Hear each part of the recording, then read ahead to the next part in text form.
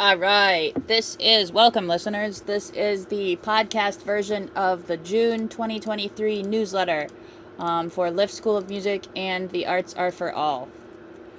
All right. So the first article is called Congratulations, Juliet. This is an excerpt from my notes from my speech at Juliet's senior recital. So it's not really an excerpt from the speech because I as always, kind of did my own thing at the speech. This is an excerpt from my notes, and it's kind of just me getting to say the things that maybe I wasn't clear about during the actual speech. Though I strongly advise you to read this and listen to this, and also watch the actual speech, because the actual speech was cool too. Anyway, the article is called Congratulations, Juliet. They always say teachers learn so much from their students, and I always thought that was kind of corny until I taught Juliet. Juliet started lessons at 7 years old, and while piano, especially the twinkles at the beginning, are difficult for all beginners, it was especially hard for Juliet. She struggled with twinkles, as many students do, but then continued struggling when she went and began Right Hand Alone songs. Lightly Row was especially difficult for her, as she had a very difficult time playing from her pinky to her middle finger without accidentally pressing down finger 4. It took her months of work to be able to play Lightly Row right hand.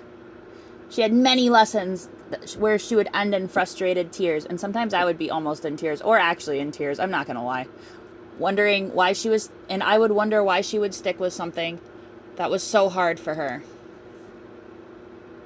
I would leave their house wondering how she could continue at something that was so difficult and frustrating.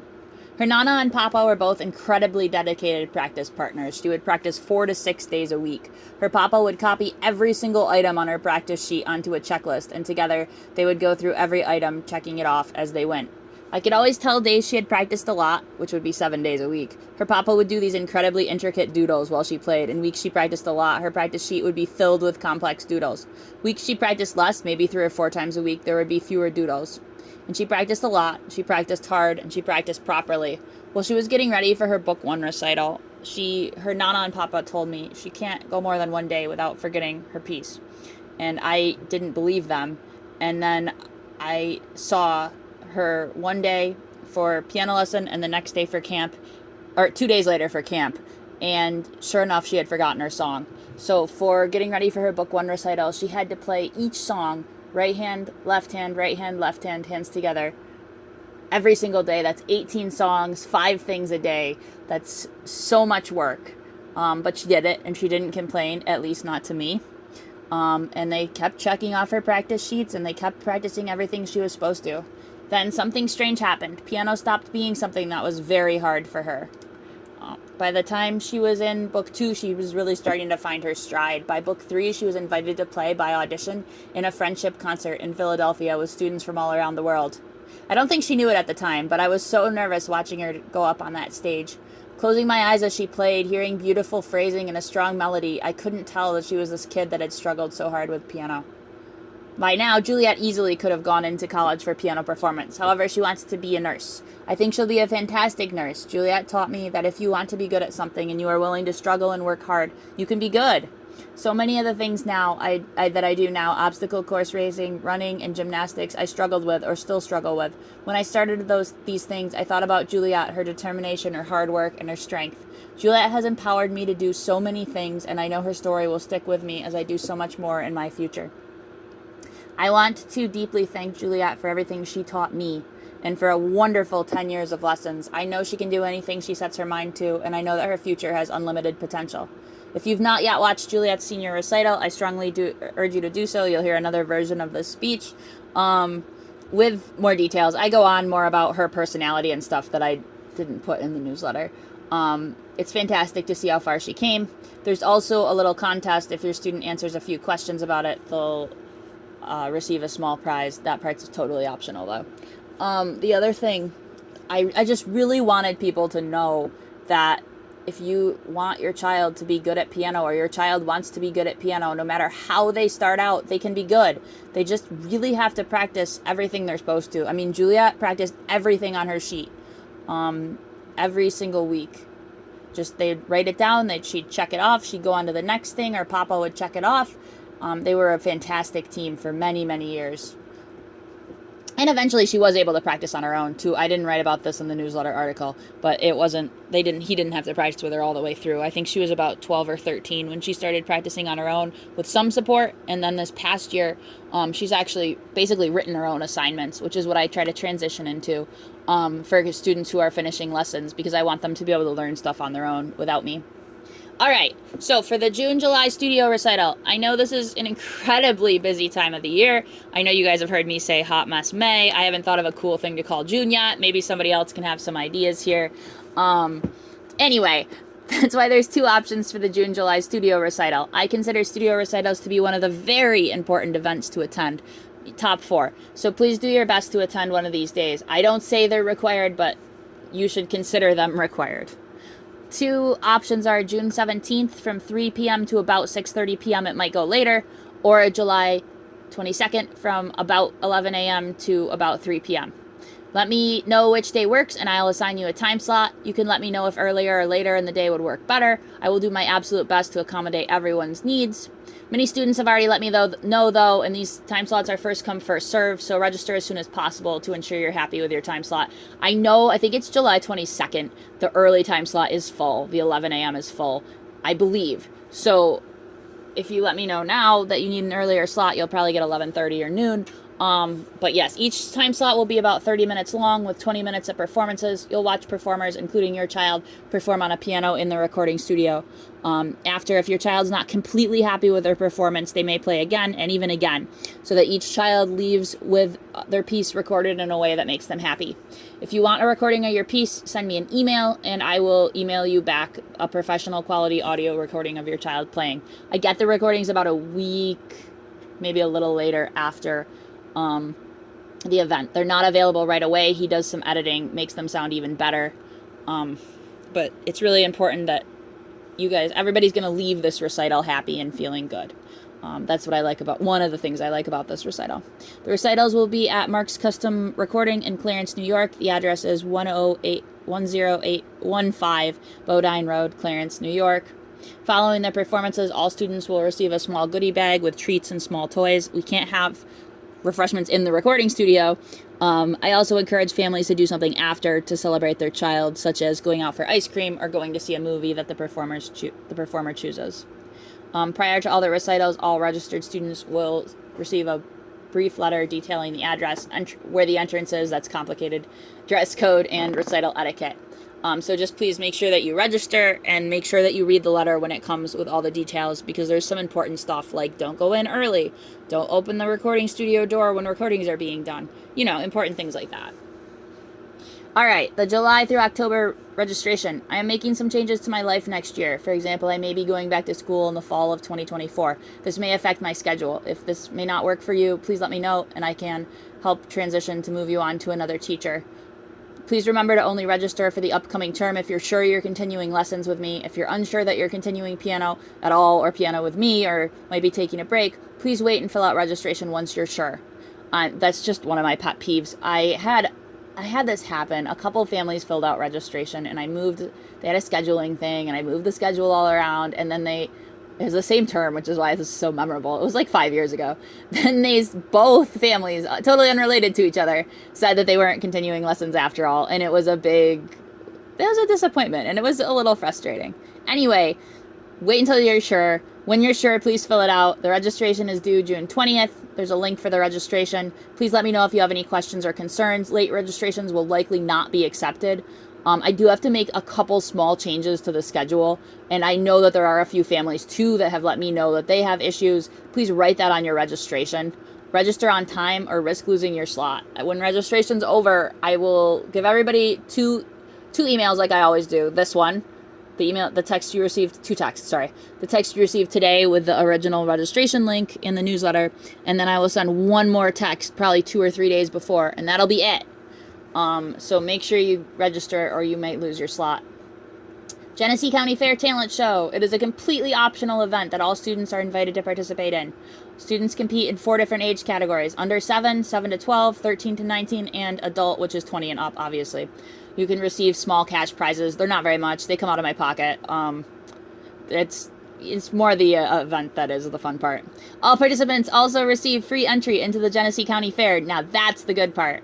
Students are welcome to play piano, but they can do anything. In the past, we've had dancers, singers, sign language performers, comedians, even a band. Students can participate as a soloist, in a duet, or in a group. Please let me know if you'd like help finding a piece for your child to play or would like help in learning a group or duet performance. Here's the registration. Register by July 15th to be guaranteed a small prize bag. Oh, I keep saying students, but parents, you are welcome to participate too if you have a talent. You could do a monologue, play a piano song that you've learned from your child, play a duet with your child. Anything, anybody's allowed to participate in this. Invite your friends, invite your neighbors, invite your relatives, make it a whole day. Any talent, your child doesn't even have to play piano. If you want to come and just have your kid dance or sing or do one of their other many talents, gymnastics, whatever, they're definitely welcome to do that. The only thing is you can't participate in more than one. So if your child, more than one event in the same age group, the same event. So your child could do a solo and a duet, a solo, a duet, and a group, a solo by themselves and a duet with you in the adult age group. But what they can't do is like 3 solos. So they can't do a piano, a gymnastics, and a solo singing. So let me know if that's confusing. I know it's a little complicated. It used to be based off of the rules state had. Now there is no more state. It's something we lost to the pandemic, which is really sad. I was hoping it would come back, but it hasn't yet. So anyway, if the rules are complicated, ask me. Office hours. We tried office hours again, and they were fantastic. I am still considering these trial office hours. I'm not charging for them. This may change. This will change in the future. I don't know why I said may. They may also be offered as an option instead of prorated makeup lessons. And before any changes are made, though, I will open this up to a discussion for all parents. So at some point in the nearish future, you guys get to know this ahead of time, my loyal listeners. I will have an option for parents to come to a meeting, probably on Zoom, or send me what their thoughts are on this. I might be changing my makeup policy, and I might be changing the schedule a tiny bit. There aren't going to be, I don't think, super major changes. There are just going to be what I would prefer to call adjustments. But anyway, before I make any big changes, nothing will happen before 2024, because that's when the prices and the schedule is up for change. As usual, it's every 5 years, and it's been 5 years in January. So nothing will change before March 2024, and any changes I make would love to have a parent discussion panel with everybody that's interested in it. All right, anyway. Office hours will be just for students participating in the May-June recital, June 16th from 4:30 to 6:30, July 21st from 4:30 to 6:30. Either slot is for any student participating in the recital. Honestly, these 2 office hours are to help prep kids, but they're also a reward for people participating in those recitals. Then there are going to be 2 office hours for any students, July 11th from 5:30 to 7:30 p.m. and July 28th from 5 to 6:30 p.m. Let me know what office hours you're interested in, and you'll get a Zoom link. Let me know if things change, though. These are likely the last of my trial office hours, so enjoy them while you can, and please feel free to offer feedback. Have you tried office hours yet? What did you or didn't you like? Students' Choice Competition. This July, we will be having the first ever Students' Choice Competition. It is completely optional to participate, but it could be quite fun. It's called the Students' Choice Competition because the student picks any piece to perform, and students can choose to judge, though there will be professional judges as well. For the performance, all you need to do to participate is learn any non-Suzuki piece. Students may choose any non-Suzuki piece. Those students are encouraged to choose a composer whose music has been suppressed in the past, such as a disabled composer, indigenous composer, black composer, or female composer. That's just a few examples. There are many examples of times when people's music has been suppressed for ridiculous reasons. While no extra points will be awarded for choosing an underrepresented composer, students who do will receive an additional certificate. If students need any help selecting a piece, please let me know. Again, they can pick anything they want, any non-Suzuki song. Students will be judged by general age categories, 5 and under, 6 to 9, 10 to 14, 15 and up, and by how long they've been taking lessons. Less than 6 months, 7 to 11 months, 1 year, 2 years, 3 to 4 years, 5 to 6 years, or more than 7 years. These age categories are really up in the air. I'm going to use them for this year, see how it goes, and then adjust as needed, just like I did for the Florence Price competition. There was also going to be a sight reading competition. For the sight reading category, students will receive a sight reading piece by July 24th. Students will have 1 week to learn the piece without any help from the parents or teacher. This competition will be judged by level. The levels are right hand, treble, C through G, right hand and left hand separate. That's where right hand plays, then left hand plays, then right hand plays, but they're not together. Level 1 sight reader, that's a level 1 piece. I can show you examples of that. It'd be like, let me think. Mary Had a Little Lamb is, I believe, a level 1 piece. A level 2 sight reader, that's more like Chantarab level. A level 3 sight reader, that is like Echo Says. A level 4 sight reader, that would be like short story level. Level 5 sight reader, I'm sorry, I'm just like coming up with these right now in my head, so they might be a little off. That would be like the sonatina at the end of book 2 sight reading. No, a little harder than that. As well as by age, ages 5 and under, 6 through 9, 10 to 14, and 15 and up. Anyway, if you need examples, think about what your child could learn over a week without help from either you or me. And if you need, please consult me if you are wondering about what they are capable of or not capable of. Please consult me. I am happy to help you. You don't want them to be overwhelmed. You want them to do well. You want them to have fun. If anything, just sign everybody up for an easier level and have them use this more as like an experience this year and then do something a little more challenging next year. Student judges. Students ages 4 and older are invited to be the student judges for the event. If your child is interested, let me know. They will receive several videos to watch along with an age-appropriate grading rubric where they can provide scores and comments for the students. Pedal shoes. Why they matter. Students begin learning to use the pedal earlier than ever in Suzuki Book 3. In the past, Suzuki students have had to wait for Book 4 to begin pedaling. If your child is in Book 3 or up, it's time to think about pedaling. It is very important for students to have special shoes for pedaling. Most students practice pedaling at home when they are barefoot or wearing socks. This is ideal as you can feel the pedal and you are extra sensitive to its intricacies. The difficult part is when your child goes to play in a recital. Suddenly they are wearing shoes they are unused to and they're often very thick-soled. And they're on a pedal that they are not used to pedaling with. Terrible sentence. This results in many pedaling mistakes, such as holding the pedal down too long, not fully lifting it, pedaling loudly, and not realizing when you haven't fully caught the pedal. These pedaling mistakes can make a piece sound sloppy and unpracticed, even if your child has put a lot of time in. To avoid these issues, please make sure that your child has comfortable shoes that are suitable for a pedal. For shoes that go with a dress, these shoes should be the ones that closely resemble ballet flats. No heel, very thin sole. For students that are wearing suits, it would be really important to have the thinnest soled shoes you can find. I have noticed more and more people using slipper type shoes with suits. And you're going to hear my personal opinion now because this is the podcast and not the real, like the newsletter. But I personally find it strange, but I feel like maybe this is the direction we're moving and people are going to wear slippers with their suits and I should get used to it and stay with the times. So I wrote in this newsletter, I find this acceptable. Don't love it, as long as they look somewhat formal. Anyway, yeah, I'm just trying to stay with the times here. If your child is wearing slippers with their suit, and that's a thing that they do, then I suppose that is fine for a recital. Honestly, slippers are fantastic for pedaling, and they will pedal amazingly well. The most important part is that your child practices with these shoes so that they can get used to them well ahead of the event. Students should use their pedal shoes at least 1 to 3 lessons before any event, and at least several weeks of practice. That way the student and I can see if they're too thick or make pedaling more difficult, or we can work on any challenges that come up. Let me know if you have any questions. All right, focus on a book 1 piece. Honeybee Left Hand Alone. Yeah, we're to the left hands. Woohoo. This article is designed for parents of students in book 1. Primary purpose of this piece. This piece will teach your child how to play left hand alone. It's 4 out of 5 stars difficulty to play properly. It will take 1 to 4 months to play properly. Honeybee Left Hand Alone will teach your child to play left hand alone softly and gently. Keep left hand slow and even. Practicing it over and over and over, hundreds of times ideally, will help prepare your child for playing hands together. Students must work extra hard to have the correct rhythm on this piece. In the beginning section, there are 2 notes that each hold for 2 beats. It is especially important to get used to holding these notes because when you put hands together on this piece, you will need to play the 2 right hand notes for each 1 left hand note. In the middle section, each note holds for 4 beats. It's really tempting, especially for younger students, to not hold these beats fully for 4.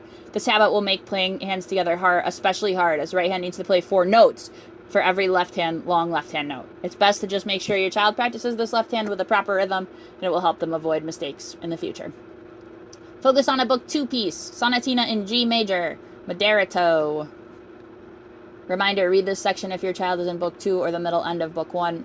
Though honestly, this piece is we're getting to like the real end of Book 2. So if your child's in Book 1, you're probably not going to remember it by the time they're on this piece. But anyway, you can save it. Primary purpose of this piece. This sonatina is in 2 movements or sections. The first section is Moderato or moderate. I call it first movement in their assignment sheet. I didn't really write a purpose. I guess I'm going to leave it since I have already read this to you. I guess the purpose would be to learn to play a song in 2 movements, but I write a lot in the other notes, so there is like many purposes. Not even just one primary purpose. But I suppose the primary purpose would be playing it in 2 sections. How hard is it? It is 3 out of 5 stars. Performance speed is 108 for the quarter note. Takes about 3 to 4 months to performance level with proper practice. In this piece, it is very important to have good balance between the hands. Left hand is the soft harmony, right hand is the strong melody.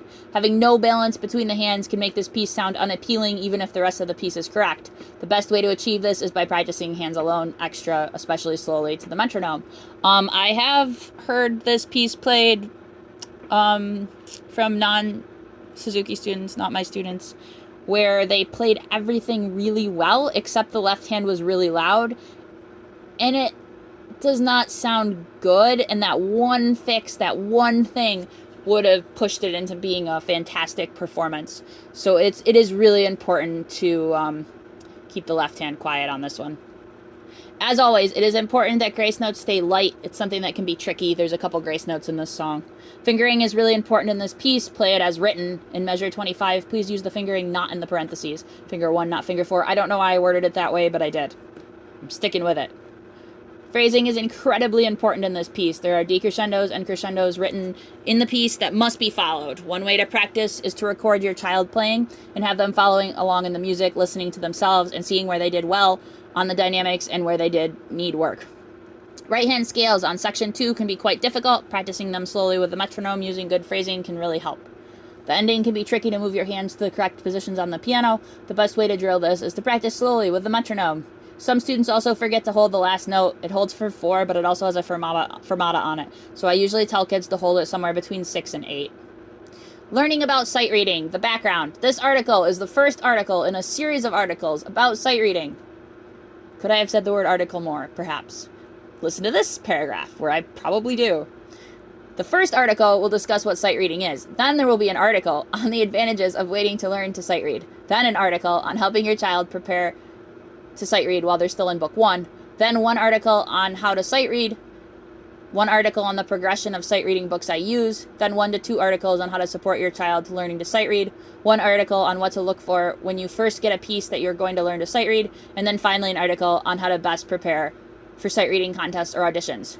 If you have a topic about sight reading that you have a question about that you don't feel I have covered with this like 11 article thing I've listed, please let me know, because I really want to just cover everything there is about sight reading. And then I'm going to turn it into a handout when it's done and give it to families when they have questions about sight reading. There are 2 main ways that people learn how to play music, by hearing it and by sight reading it. Sight reading is looking at the notes on a page and then using this information to figure out what notes to press on the piano and how long to press each note for. Playing by ear usually involves listening to a piece several hundred times and playing, usually several hundred times, and playing it from what you have heard. Both types of learning have value and merit, but both types of learning are difficult in their own ways. All good teachers use both types of learning, though many teachers use only one type, either sight reading or learning to play by ear, at first. It is very important to know that sight reading does not eliminate the need for practice. Once someone learns to sight read, they cannot just sit down at the piano and play anything. Nobody can sit down at the piano and play a very advanced piece just through sight reading. Most teachers can sit down and sight read through level 4 music, but past that, they would need to practice. I feel like even performers could sight read through maybe level 5, and past that, they would need to sit and practice as well. When someone knows how to sight read, they must learn small phrases and hands alone slowly before practicing many hundred times to get their piece to performance level. Sight reading does not magically make your fingers strong enough to do whatever you need them to do, nor does it magically teach your left hand to be soft, teach you how to play proper phrasing, or how to play at a consistent tempo. Sight reading is just one of 2 ways to learn the notes for a piece.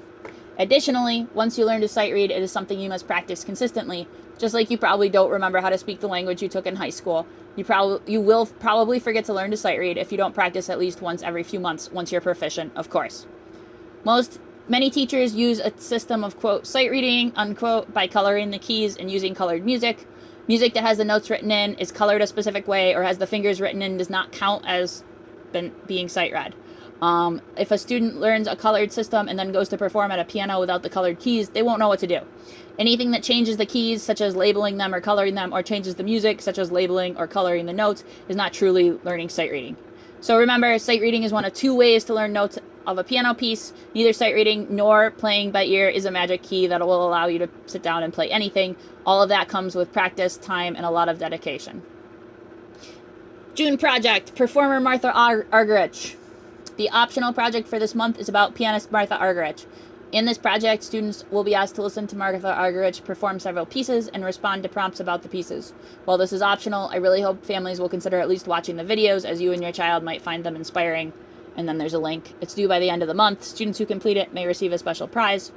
I think listening to performers is an important part of learning to play piano, and Martha Argerich is one of the best in the world. So even if you don't answer the questions, and it's totally fine with me if you don't, try to at least listen to the pieces, even if you just listen to them, like, on your way to work, or play them in front of your child. And if they stomp out of the room or don't listen, at least you tried. But I think it's valuable for parents as well to listen to them. And remember kind of what they're working for and what different music sounds like. And, Anyway, very calming. I listened to them while I was writing the newsletter just to make sure that links were good.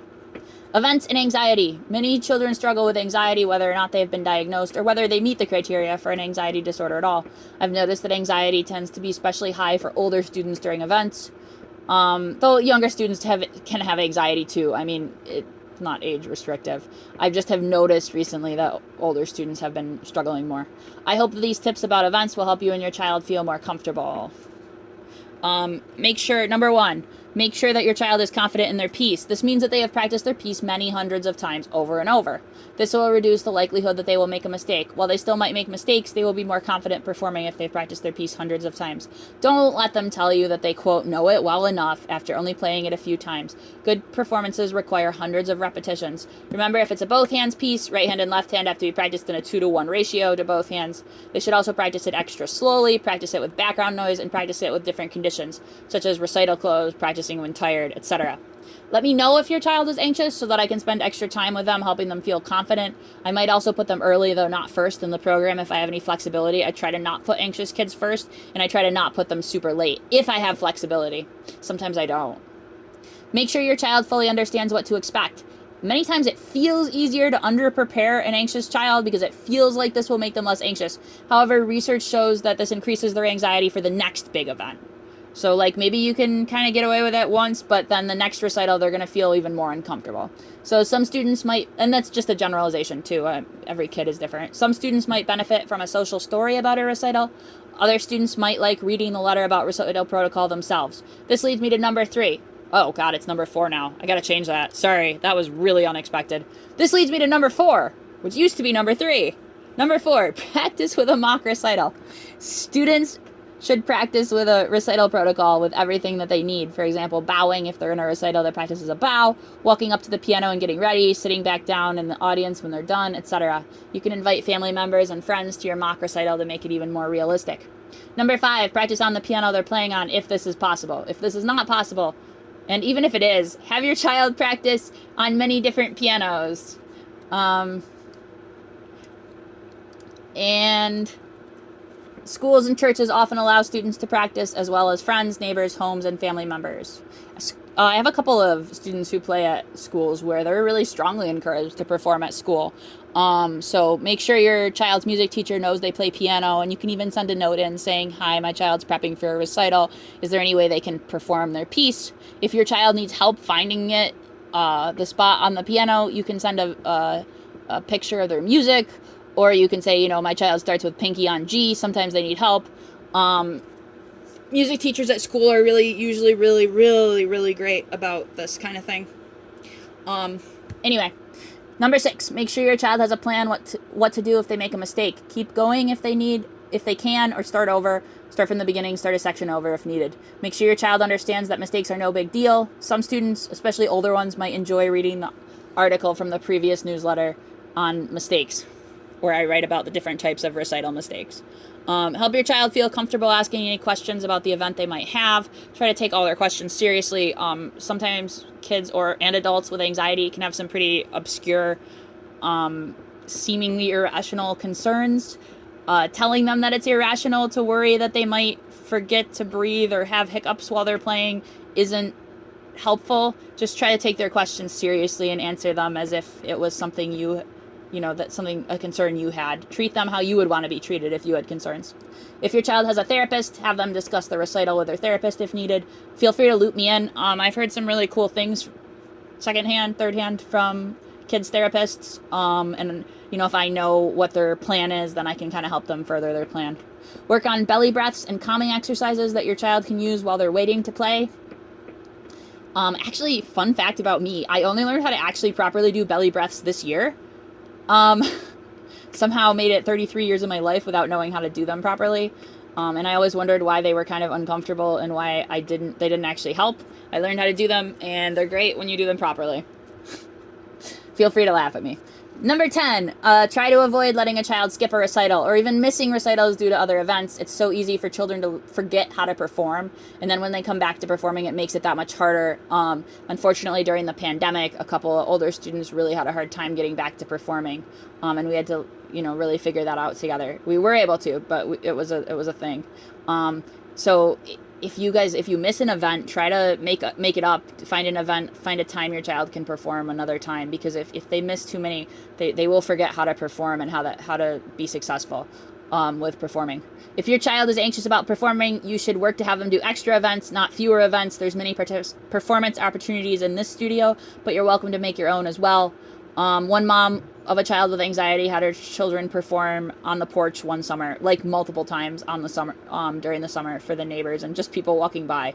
And that actually really helped her kids. Make sure your child feels supported and celebrated after they perform. Put the emphasis on the fact that they got up and performed, not on how they did, even if they did well. I mean, you definitely tell them they did well, but emphasize the fact that they did their best and that they had practiced hard and that they had worked hard, because silly mistakes might happen in the future, and you want your child to be proud of the fact that they performed, not proud of the fact that they played perfectly. There is really no perfect. What works for your child? What doesn't work? Do you have any tips or pointers you want to share? Next month, sensory sensitivities and practice. I had a very good article on this maybe 7 to 9 years ago. A mom quoted it at me fairly recently and was like, yes, I remember from your article about why kids get itchy when they practice. I'm going to be totally honest with you, my loyal listeners.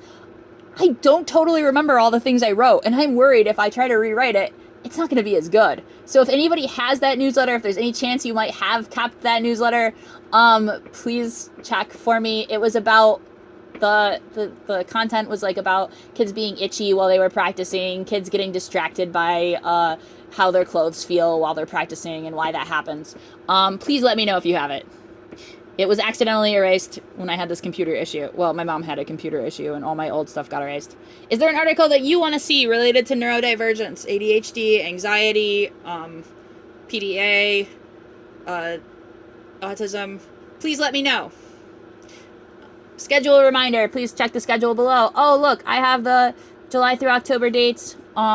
Please make sure you check them. Remember, they're also in every newsletter. They're pinned to the Facebook of the studio. I haven't pinned the new ones yet, but I don't want to confuse people yet. I'm going to pin them later in June. All right. Congratulations to Juliet for finishing her senior year with Lift School of Music. We will miss you, Juliet. Also, Vedant, Lillian Ben P, Mia, Annette, and Aria Frazier answered all the questions about Juliet's recital. Let me know if I missed somebody. I feel like I missed someone. Anyway, these students will each receive a small prize for completing the piece. Additionally, Juliet and I will answer any questions that were asked. In the questionnaire, it asks, if you had a question for Juliet, what would it be? And I'm sure Juliet and I will work to answer every single one of those questions. Kids had some really creative and very interesting questions. All right, that is the newsletter. I have enjoyed this podcast with you, my loyal listeners. I hope that you found it interesting and helpful and super awesome.